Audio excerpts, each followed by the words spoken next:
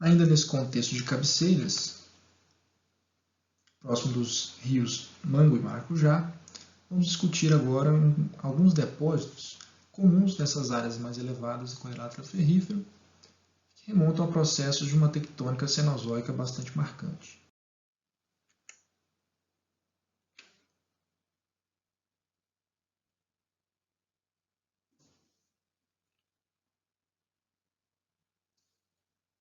Saímos então das cabeceiras do rio Maracujá, vamos agora para o interior da bacia do Ribeirão do Mango, onde há aí um afloramento que testemunha uma bacia sedimentar cenozoica, já bastante descaracterizada morfologicamente no seu contexto. Bacias como essa são comuns em todo o quadrilátero ferrífero. São bacias de dimensões variáveis, de acumulações sedimentares cenozoicas, que testemunham uma importante tectônica cenozoica.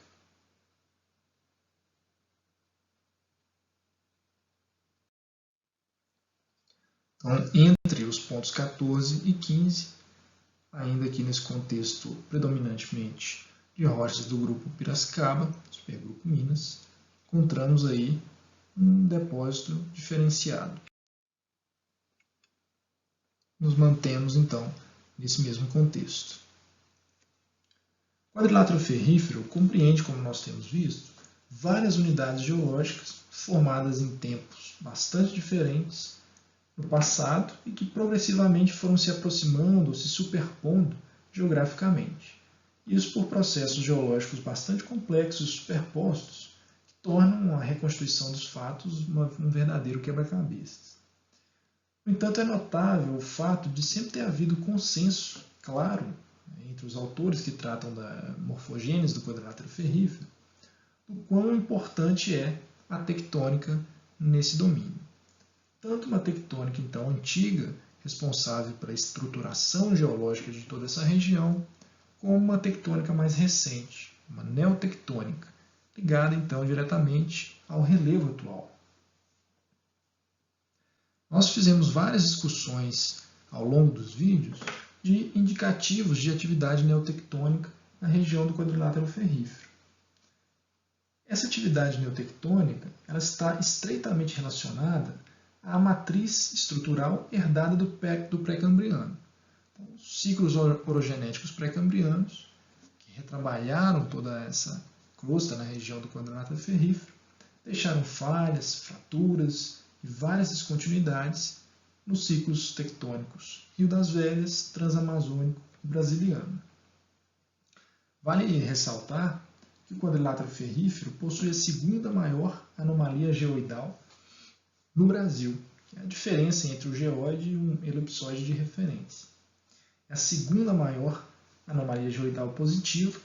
A primeira é a região da Borborema, no Nordeste, que é também uma região de atividade tectônica bastante reconhecida na literatura já.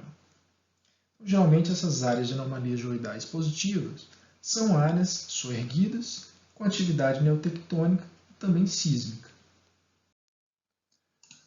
O quadrilátero ferrífero está inserido numa zona significativa de atividade sísmica intraplaca, notavelmente associado a várias estruturas de tendência norte-sul que coincidem com lineamentos regionais e também escarpas de falha.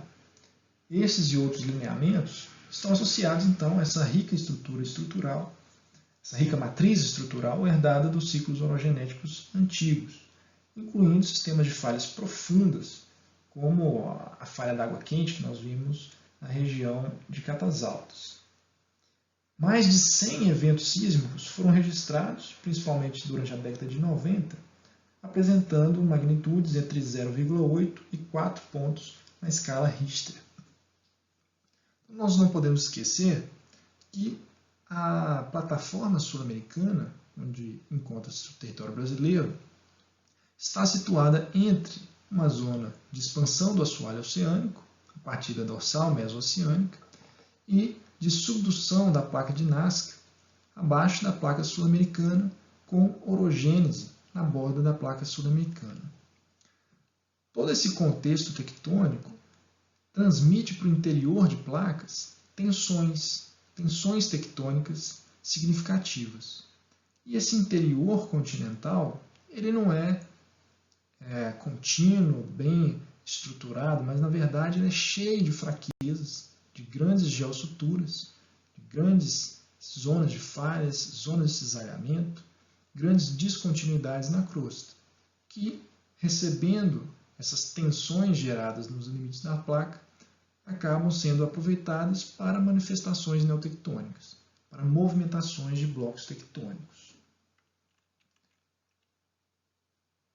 Os indícios e evidências de atividade neotectônica na região do quadrilátero ferrífero, como nós fomos discutindo aí ao longo dos vídeos, inclui também a formação e o fechamento de algumas bacias de sedimentação colúvio-aluvial, além da deformação e falhamento de depósitos sedimentares de várias idades, tanto eocênicos quanto neogênicos e quaternários, todos eles dentro do Cenozoico, além de diversas evidências de uma intensa dissecação do relevo, como a ocorrência de gargantas epigênicas, as capturas de drenagem e os níveis fluviais escalonados.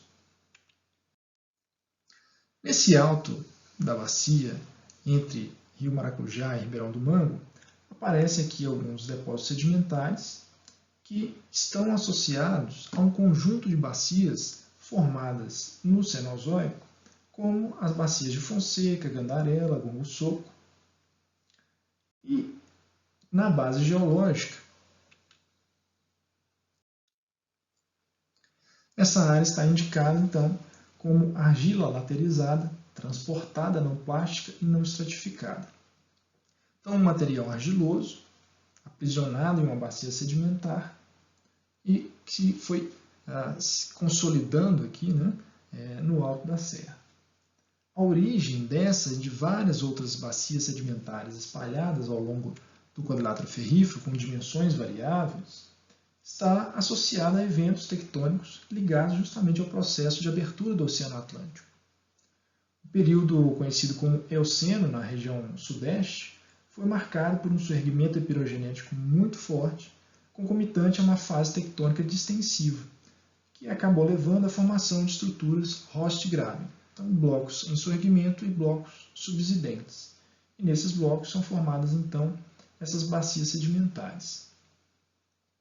A migração da placa sul-americana acaba levando à reativação de falhas antigas também, e posteriormente os regimes tectônicos após o Mioceno se transformam para regimes predominantemente compressivos e ocorre então o fechamento e muitas vezes a deformação dos materiais dessas bacias sedimentares.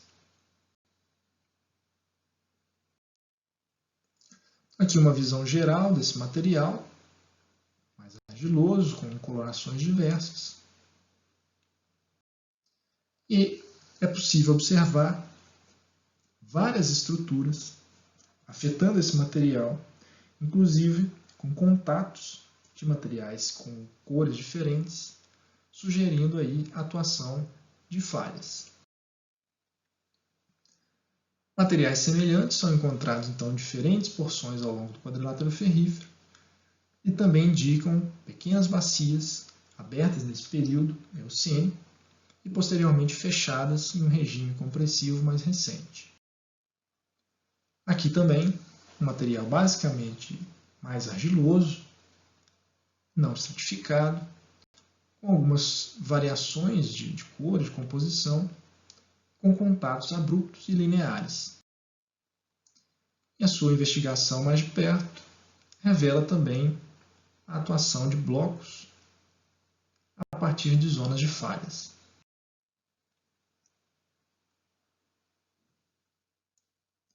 Colocando lado a lado, então, materiais com características diferentes junto a esse plano de falha.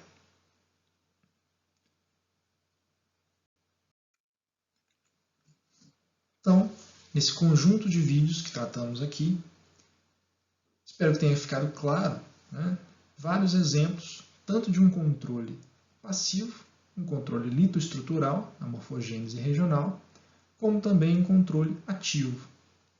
A expressividade do quadrilátero ferrífero não seria possível somente por fatores passivos, Mas há, então, uma importante atividade tectônica recente que explica também, em parte, a expressividade dessa região e alguns fatos geomorfológicos espalhados por todo o quadrilátero ferrífero, na forma de anomalias que têm implicações tectônicas ou neotectônicas.